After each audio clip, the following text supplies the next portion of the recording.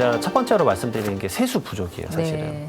그러니까 세수가 좀 펑크가 나 있는 상태다. 23년하고 24년 하니까 87조 정도가 지금 비더라고요. 다주택자에 대한 세금 중과세는 그대로 두고 그다음에 1주택자에 대한 세금이나 이런 혜택도 그대로 두겠다. 네. 그래서 무주택자가 주택 하나가 되는 것에 대해서는 사실 세금의 공포감은 하나도 없다고 보시면 돼요. 똑같아요. 여러분 안녕하세요. 경제한방입니다. 네, 드디어 새 대통령 이재명 정부의 시대가 열렸습니다.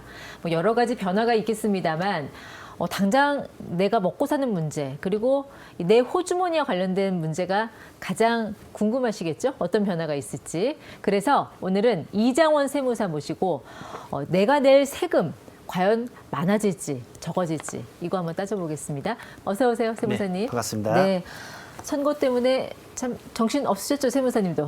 저도 이제 예측을 해서 저도 이제 많은 뭐 칼럼도 쓰고 방송도 네. 하니까 어떻게 될 것인가 계속 이제 후보자분들의 이제 대선 공약도 보고 특히나 이제 부동산 관련된 세금 부분을 많이 이제 연구를 했었죠. 네.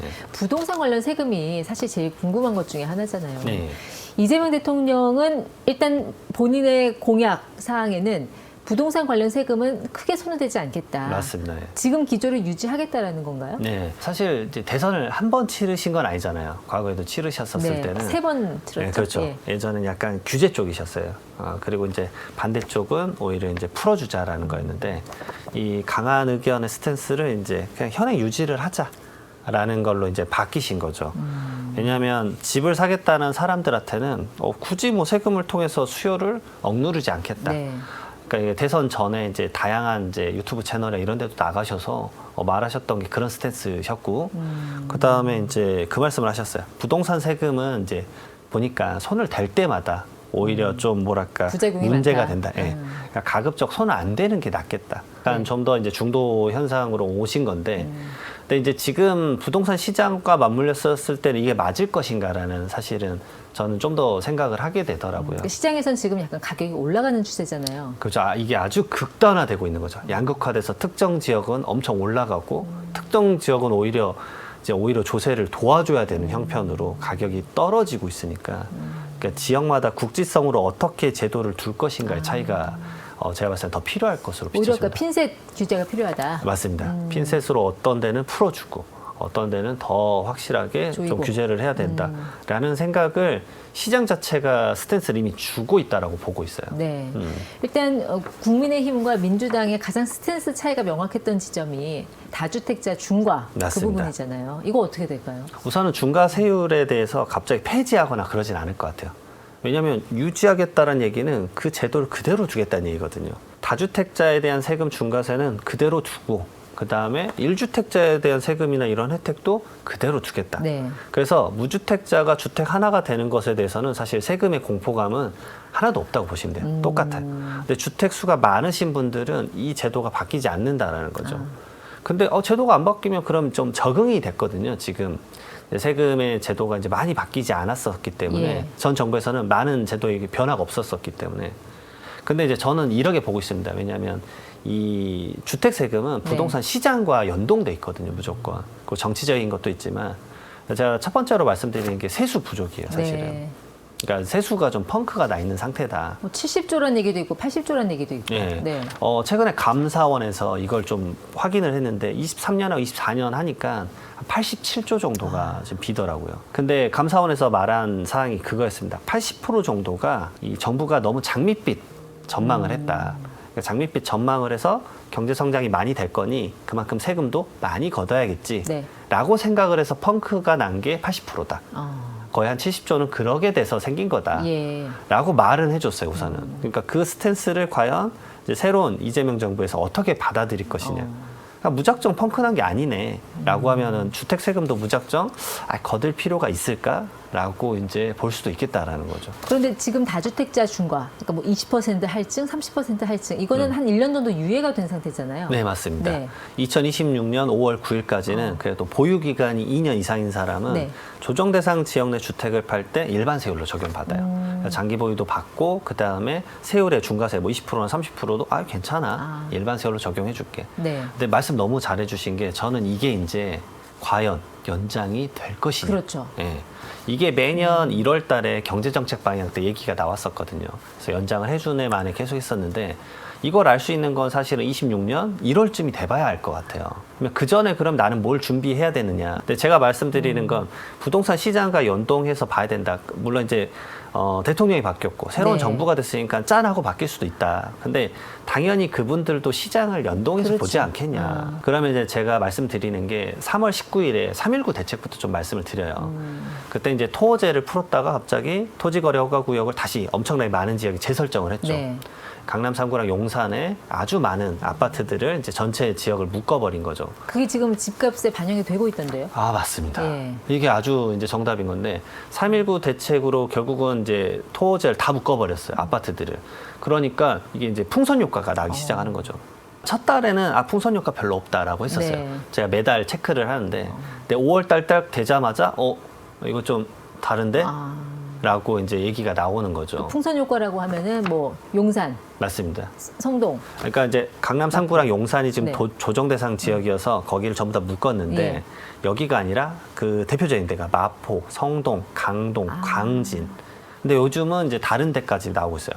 광명, 성남시, 그 다음에 뭐 동대문구, 예. 뭐 의정부도 얘기가 나오고 있고 말 그대로 여기를 취득할 수가 없지 않습니까? 네. 왜냐하면 토지거래 허가구역은 내가 취득을 하게 되면은 매매 취득했었을 때 2년 실거주를 해야 되니까. 그러니까 말 그대로 뭐 전세를 끼고 뭐 이렇게 구입을 하겠다라는 그런 이제 행동이 불가능해지니까. 네. 그러니까 3.19 대책으로 나오고 나서 5월 달쯤에 나왔었던 게 뭐냐면 토호제 지역에 대한 아파트 거래량이 97%가 빠졌습니다. 말 그대로 뭐 3월까지는 뭐 500건인데 네. 서초구가 520건이었는데 4월 달에 12건. 어머. 이게 거래가 안 되는 거죠. 아. 근데 이제 시장에는 그런 자금들을 갖고 계신 분들은 어딘가는 좀 뭔가를 이제 투자하고 싶다. 예. 근데 아직은 대한민국은 또 부동산 약간 불패의 개념이 계속 있으셔서 네. 부동산을 사야 된다는 개념으로 가니까 그러면은 뭐 용산 안 되면은 뭐 마포 사지 네. 뭐 이런 식으로. 그럼 이재명 대통령이 부동산 세금은 손대지 않겠다라고는 했지만 결국 시장 앞에 장사 없잖아요. 맞습니다. 그러니까 뭐 손은 안 되더라도 조정 지역을 더 확대한다든지 이럴 가능성은 있다고 보시나요? 이 의견이 아주 정답이세요. 이재명 대통령은 세금이라는 게 워낙 손을 대면 될수록 작용이 많으니 지금 기조를 유지하겠다라는 것 같은데 거기에 대해서 이제 사람들과 시장이 어떻게 반응하느냐가 중요하잖아요. 맞아요. 지금 시장에서 바라는 건 뭐예요? 우선은 이제 항상 정부 들어오기 전에 다양한 그룹에 대한 의견을 듣지 않습니까? 이제 건설 CEO분들에게 의견을 들었었을 때 새 정부 정책 1순위가 그거였습니다. 대출하고 세금 좀 풀어달라. 말 그대로 이제 이 수요 진작이 안 된다. 왜냐하면 부동산 시장이 너무 침체다라고 의견을 준 거죠. 그래서 이런 부분들 의견을 받아들일 것이냐. 근데 제가 유사한 그런 이제 기사문을 보게 되면요, 이제 댓글이 이런 겁니다. 이제 너희들 뭐 속된 말로 다 해먹은 거 아니냐. 예, 왜냐하면 건설업자의 보는 시각이 그런 것 같아요. 이제 화랑이거나 잘 되면 뭐 수익을 챙기는 거고 잘못되면 국가가 정부가 해주니까. 정부가 이렇게 네. 사주는 거 아니냐. 너희 너무 앓는 소리 하는 거 아니냐. 근데 사실 건설 경기가 이제 무너지니까 뭐 우리나라 이제 경제 성장률도 조금 영향을 미쳤다라고 얘기를 들었어요. 결국은 이제 건설 경기가 우리나라에 주는 영향이 엄청 크구나라는 생각도 들었고 네. 건설업계나 다른 학계 뭐 이런 전문가분들이 말한 것도 새 정부의 부동산 정책은 세금을 오히려 풀어줘야 된다라는 게 좀 있더라고요. 그래서 뭐 활성화를 시켜야 된다라는 건데 그렇죠. 근데 한편으로 보면 이 활성화라는 걸 마냥 풀어줬었을 때 부동산 가격이 더 막 폭발적으로 올라가는 예. 것 아니냐. 근데 규제를 해도 올라가고 풀어줘도 올라가고 어떻게 해야 될지 솔직히 말하면 저여도 어떤 결정을 할지는 진짜 어려울 것 같아요. 근데 이제 세금에서 가장 무서운 건 사실 토호제보다는 네. 조정 대상 지역이에요. 그렇죠. 예. 조정 대상 지역이 묶이면 어떻게 되는지 많은 분들이 또 모르세요. 이제 양도세가 달라지지 않아요? 이게 취득세도 달라집니다. 양도세도 달라지고. 네, 양도세도 달라지고. 그러니까 첫 번째로 취득세를 말해주면 조정 대상 지역은 두 번째 주택부터 취득세 중과가 나옵니다. 네. 원래 1%에서 3% 취득세인데 이게 갑자기 8%. 세 번째는 12%. 근데 비조정 대상 지역은 3주택부터 8%, 4주택부터 12%거든요. 차이가 크네요. 그러니까 주택을 하나 더 살 수 있냐 없느냐. 이게 차이가 좀 있고 그다음에 두 번째로 보유할 때도 당연히 조금 더 이제 불합리하지만 네. 세금을 좀 고유를 낼 수도 있고. 종부세 말씀하시는 네, 거예요? 종부세 부분은 물론 이제 조정 대상 지역으로 따지는 건 아닙니다. 3주택자이면서 그렇죠. 뭐 과세 표준 12억 이상이고 네. 양도소득세가 아까 말씀하신 대로. 근데 어차피 보유기가 2년 이상이면 중과세 안 나오지 않느냐. 문제는 제가 아까 말씀드렸듯이 26년 초에 과연 이 연장을 할 것이냐. 그러네요. 연장을 안 하게 되고 조정 대상 지역이 더 늘어나면 사실상 주택 관련된 세금은 부담이 더 커지실 수도 있다. 네. 그래서 이런 부분들은 좀 인지를 해라라고 말씀드립니다. 그리고 지금 그 행정 중심을 세종으로 이전하려는 계획이나 시도가 계속 있잖아요. 네네. 이재명 대통령이 그 세종으로 이전하는 공약을 실현할지 그렇게 되면은 또 이 시장과 세금에는 어떤 영향이 있을지. 사실 그렇죠. 왜냐하면 그러면 세종시를 다시 또 뭐 토지 그 조정 대상 지역으로 묶을 거냐 뭐 이런 얘기들이 있으니까. 왜냐면 이 강도가 조정 대상 지역이 제일 야가고 그다음에 투기과열지구 그다음에 토지거래 허가구역이거든요. 근데 사실 오늘 이제 촬영 오면서 사실 뉴스를 봤는데 네. 세종시로 바로 가질 않을 것 같다. 왜냐하면 이제 청와대로 다시 복귀를 우선 하겠다라고 이제 말씀을 주셨기 때문에 네. 세종시 가격이 또 이렇게 급변하고 있다라는 뉴스를 딱 접하니까 그럼 세종시에 계신 분들 이게 말 하나에 일희일비하는구나. 그럴 수 있겠네요. 예. 그러니까 정책이랑 부동산 대책이 비슷한 것 같아요. 한마디로 이렇게 왔다 갔다 하는 영향이 좀 있을 수 근데 있겠다. 지금 충청권이 이미 그 세컨드홈 세제 특례를 받고 있는 지역이잖아요. 맞죠. 네. 인구 감소 지역이나 비수도권에 대해서 이 서울 수도권 너무 올라가고 있는데 그래서 좀 활성화돼야 되는 부분들이 필요하다. 다른 지방 오히려 주택 가격이 떨어지거나 유지되고 있으니까 그럼 그것에 대한 혜택을 많이 풀어줘야 되는데 네. 말씀 주신 게 비수도권에 대한 뭐 중공후 미분양 주택이나 그러니까 다 지었는데 아직 안 팔린 거죠. 네. 그러니까 악성 미분양이라고 하죠. 이거 첫 번째. 그다음 두 번째로는 인구 감소 지역의 주택을 이제 가격이나 요건들이 좀 있는데요. 그거를 이제 취득을 하면은 기존 주택이 하나 있지만 이거 주택수로 카운팅하지 않겠다. 근데 사실 이렇게 생각도 많이 하세요. 왜냐면 일시적 1세대 2주택 자체도 사실 종전주택 있고 나서 새로운 주택 취득을 해도 3년 이내 팔면 비과세가 되니까 그렇게 영향이 없거든요. 그래서 저는 이제 지방에 이제 뭔가 활성화를 위해서 대책이 나오신 게 있는데 네. 예전에 이명박 정권이랑 박근혜 정권 때를 따져보면 그때는 사실 더 많은 걸 풀었었거든요. 그러니까 지금 푼 거는 사실은 그러게 유의미하진 않은 것 같아요. 네. 왜냐하면 이제 저는 이제 현장에서 마이크로적으로 그걸 느끼는 사람인데 문의가 거의 없습니다. 그래요? 네, 그러니까 뭐 충청도의 세컨드홈이나 이런 거는 이제 생각하실 수 있겠지만 가격이 어차피 별로 안 오르니까 내가 비과세 만약에 이 정전주택 서울 거를 받고 싶다. 근데 네. 뭐 혹시나 에러가 된다 그러면 그냥 얘 팔아버리고 얘 팔면 그러네. 되지. 네. 막 이런 관점이시니까 그렇게 문의가 많지는 예. 않아요. 그래서 오히려 지방에 있는 그런 이제 부동산 활성화를 위해서라면 조금 더 풀어줘도 되지 않을까라는 생각 개인적으로 합니다. 오히려 세무사님 질문 많이 받으시는 거는 저거 상속세 아닙니까? 사실 상속세가 네, 엄청 그 상속세 개편하려던 움직임이 지금 정부가 바뀌면서 좀 약간 변화가 있을 것 같기도 하고 이거 뭐 중단되는 거 아니에요? 스탑되는 거 아니에요? 이게 지금 이제 촬영 날짜에 진짜 애매합니다. 지금 이제 유산세를 유산취득세로 바꾸려고 했습니다. 우선 이것도 좀 간단히 말씀드려야지 알 것 같아서 네. 유산세는 간단하게 말하면 이제 돌아가신 분이 갖고 있는 재산 총액으로 세금을 매기는 거예요. 그러니까 제가 100억이 있다 죽었다. 그러면 자녀가 뭐 100명이 있든 200명이 있든 상관이 없습니다. 그냥 100억을 총액으로 계산을 하는 거죠. 예. 근데 공제액수도 좀 낮아요, 대한민국이. 개편이 오랫동안 안 됐거든요. 20몇 년간 공제액수가 그대로입니다. 자녀 공제, 배우자 공제. 네, 그런 것들이. 그래서 일괄 공제 5억 원, 배우자 기본 5억 원. 그렇죠. 뭐 10억 정도 빼는 건데 사실 과세 표준이 100억 원이면 상속세가 45억 4천만 원이에요. 그러니까 좀 부담이 크죠. 45억을 내야 돼? 근데 대부분 아까 이제 우리가 주택 얘기를 한 이유가 그거예요. 돌아가시면 사실 제가 상속세를 많이 하니까 주택 한 채랑 현금 2, 3천만 원 있고 끝이에요. 대부분의 상속인분들이. 예. 그러니까 내가 평생 모은 돈으로 노후 생활하고 있는 집, 그리고 연금 받는 계좌, 이 정도가 대부분이거든요. 근데 그 주택 가격이 5억 원짜리가 막 20억이 되니까 상속세가 갑자기 막 7억, 8억 나오는 그런 상황이 지금 된 거죠. 그래서 내가 100억이면 그래 많은 돈을 내는 건데 기획재정부에서 3월에 이제 발표한 거는 유산 취득세입니다. 말 그대로 내가 자녀가 10명이다. 네. 극단적으로. 100억을 각각 10억씩 주는 거예요. 예. 그러면 각각 받은 만큼 내는 거예요. 이게 사실은 이제 세금에서 응능 부담이라고 받은 만큼 내자. 그게 딱 적합하거든요. 네. 그리고 공제액수가 또 파격적인 게 자녀는 받은 만큼 5억씩 빼줍니다. 그럼 10억 받으면 5억 빼주는 거죠. 5억에 대한 상속세를 계산을 하면 사실 얼마 나오면 한 9천만 원 나와요. 그러면 그러게 10명이니까 9억이 되는 겁니다. 그러네요. 그럼 45억이 9억이 되는 거니까 차이가 이제 혁혁할 수 있죠. 배우자 공제는요? 배우자 공제도 올라갑니다. 최소 5억 원이었는데 배우자 공제를 최소를 10억 원까지 올려주는 제도예요. 그래서 이게 3월 달에 올라왔고 4월 달에 이제 공청회 하고 5월 달에 이제 입법 올리겠다. 네. 그래서 지금 국무회의까지 통과됐습니다. 이게 한 지난 2주 전인 걸로 알고 있어요. 그래서 이걸 이제 국회에 올려야 되는데 그 도중에 이제 이재명 정부가 이제 들어선 거죠. 예. 그러면 이제 여기서 이재명 정부의 이제 상속세에 대한 스탠스를 안 볼 수가 없죠.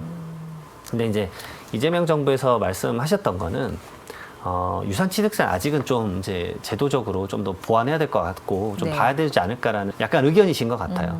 그래서 처음에 말씀하셨던 거는 일괄공제 5억 원을 그냥 8억 원으로, 일단 배우자 상속공제를 최소 5억 원에서 한 10억 원 정도로. 그래서 한 18억 원까지 되면 대부분의 이제 상속세 부담이 완화되지 않겠느냐라는 예. 의견을 주셨었죠. 그 다음에 좀 더 이제 지금의 이제 국민의힘과 얘기 나눴었던 게 배우자 상속공제, 그럼 배우자한테 주는 거 10억이 아니라 전부 다 비과세로 만들자. 네. 뭐 이 정도까지 얘기가 된 상태예요. 근데 지금 이제 막 내각 구성하고 정신이 없으니까 지금 어떻게 될 것인가. 예. 그게 좀 이제 귀추에 관심이 좀 쏠리고 있는 상황입니다. 알겠습니다. 상법 개정안은 어떻게 될까요? 사실 기존의 윤석열 정부는 세금 좀 깎아주고 임금 인상 억제해서 기업들이 기 좀 살려주자 이런 기조였는데 지금 상법 개정안은 그 기조와는 좀 약간 배치되는 그런 측면이 있잖아요. 어찌 보면 이제 거의 이제 기업에 대한 배당, 주주들에 대한 활성화를 좀 목적으로 갖고 있는 거죠. 네. 그래서 그 부분에 대해서 뭐 제가 오면서 오늘도 약간 들었는데 상법 개정안이 뭐 어느 과정을 통과한 것 같더라고요. 속보로 좀 나왔었는데 이게 통과가 되면은 이제 기업은 어떻게 생각할 것인가. 단기적으로 제 생각은 이제 코스피에는 아주 화랑일 것 같아요. 네. 왜냐하면 말 그대로 이제 이 자금이 좀 몰리지 않을까. 그렇겠죠. 말 그대로 이제 약간 이제 투자할만 난다. 뭐 이런 생각이 올 수도 있거든요. 그래서 제가 알기로 오늘 2,800선을 뚫은 걸로 알고 있거든요. 그러니까 오랜만에 이제 약간 오랜만에 가격 찍었는데 뭐 이런 네. 느낌인 것 같아요. 근데 장기적으로 봤을 땐 기업 입장에서 고민할 것 같아요. 이게 이렇게 이제 계속 하는 게 우리 기업을 이제 유지하는 게 맞는가? 네. 뭐 그런 고민을 또 하지 않을까? 그러니까 어떤 식으로 이게 영향을 미칠지는 결국은 추후적으로 좀 사태를 지켜봐야 되지 않을까 생각이 듭니다. 1세대 1주택자 그런 분들한테는 지금 양도세 혜택이 있잖아요. 네네. 네. 그거는 앞으로도 그럼 계속 유지가 될까요? 이건 계속 유지될 겁니다. 기존에 이제 양도소득세 역사를 쭉 보더라도 네. 1세대 1주택자에 대한 거주 이전의 자유를 줘야 돼요. 이건 헌법에 선행되어 있기 때문에 예. 거기에 세금을 계속 갑자기 과도하게 매기는 거는 제가 봤을 때는 안 될 일이고 네. 그러지 않을 겁니다. 그럼 반발감이 너무 심해질 거고. 네. 현재 지금 1세대 1주택자들이 갖고 있는 세제 혜택이 많잖아요. 제일 대표적인 거 몇 개만 좀 얘기해 주시면. 우선은 이제 1세대 1주택자는 12억 원까지는 세금 자체를 안 그렇죠. 내니까 일반적인 분들은 세금 자체에 부담이 없고 그 다음에 12억이 넘어가더라도 장기보유 특별공제를 이제 보유기간의 40%, 거주기간의 40%에서 최대 80%까지. 80%. 그러면 세금이 사실 거의 안 나오세요. 네. 뭐 1억에 나오시는 경우도 있어요. 35억의 비과세를 주고 팔았어요. 근데 장기보유 특별공제를 막 다 받으면요. 세금이 1,000만 원도 안 나와요. 그러니까 그 정도는 뭐 이 정도는 낼 수 있지 하고 낼 만한 상당히 낮은 금액이 되기도 네. 합니다. 지금 이제 이재명 대통령이 당선이 됐으니 앞으로 나라 살림살이를 챙겨갈 텐데 방금 말씀하신 대로 세수 결손이 엄청나게 큰 상황이잖아요. 이거를 과연 무엇으로 메울 것인가? 뭐 기업들의 뭐 법인세도 있을 테고 뭐 여러 가지가 있을 텐데 이거 어떻게 메꿔 나갈 걸로 보세요? 사실 고민 엄청 많이 하실 것 같기는 해요. 근데 아까 말씀드렸듯이 세수 자체에 대한 게 전망을 너무 장밋빛으로 잡아서 세수도 많이 잡은 것 같은데 이게 확 줄어들면 그것에 맞춰서 가지 않으실까. 제가 느꼈던 그 이재명 정부의 스타일은 이제 컴팩트하게 속도 있게 가자 뭐 이런 느낌이신 것 같아요. 결국은 그것에 맞춰서 예산에 맞춰서 움직이실 것 같은데 뭐 상속세 같은 경우도 사실은 그렇습니다. 이게 이제 연구를 했었는데 상속세를 이렇게 개편했었을 때 세수 부족액이 사실 2조 정도밖에 안 돼요. 2조는 누군가에게 큰 금액일 수도 있지만 사실 1년에 우리가 예산 잡는 게 막 400조니까 네. 2조의 금액이 높지는 않거든요.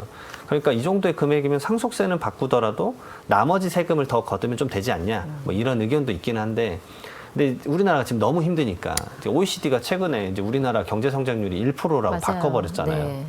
저는 그 생각이 듭니다. 이게 3개월 만에 1.5에서 1%로 바꿨는데 그럼 3개월 더 지나면 0%대 진입도 돼버리니까 과연 이걸 어떻게 해야 될까 고민이 많으실 것 같아요. 이미 한국은행은 우리나라 성장률을 0%대로 보고 있죠. 보고 있잖아요. 네. 그래서 제가 첫 번째로 지금 오늘 말했던 것들에 대한 어떤 결론이 나오는 게 그럼 언제냐라고 궁금해하실 것 같아요. 이 7월 말을 좀 지켜보셨으면 좋겠어요. 왜 7말이에요? 7월 말에 매년 그 다음 연도에 쓸 세제 개편안이 나와요. 그렇죠, 나오죠. 예. 근데 지금 이제 딱 2달 정도 남았는데 지금 내각 구성하면서도 결국은 세제 개편안에 어떤 의견을 줘야 될 것 같은데 네. 물론 지금 이제 기획재정부 장관이 좀 공석으로 거의 되어 있는 형태긴 하지만 그럼 이 상황에서 어떤 세제 개편안에 의견을 낼 것인가? 예. 사실 우리가 이렇게 말했지만 상속 개편안이 7월 말에 갑자기 떡 하고 나올 수도 있는 거거든요. 결국은 저도 이제 지금 관심이 되는 게 7월 말에 과연 어떤 제도가 나올 것이냐. 네. 그전에는 어떤 대책을 미리 섣불리 내지 않으실 수도 있겠구나. 예. 그런 생각이 듭니다. 알겠습니다. 그러면 우리 이정원 세무사님은 7월 말에 다시 뵙는 걸로. 알겠습니다. 고맙습니다. 네.